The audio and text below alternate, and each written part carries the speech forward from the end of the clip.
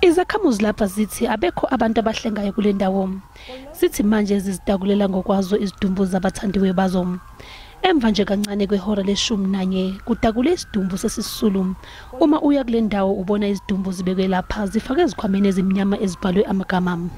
We came here to help people.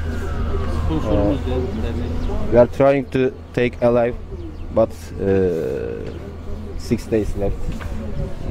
There are a few alive people. All the other crowded groups are going to alive. We are taking the dead out. uMohammed oneminyaka e15 ubudala ubuyele kulesakhiwo nsuku zonke kusukela kwenzeka inhlekelele. Utshela bezindaba ukuthi ulahlekele ikho konke abenakho umama wakhe kanye nobaba wakhe namanje abakatholakali. He's saying I was sleeping and my mom came to my room. She woke up to me and taking to outside, but I cannot. My mom and dad go to outside before me, and after I came to outside, but my family on the street, the building is finished.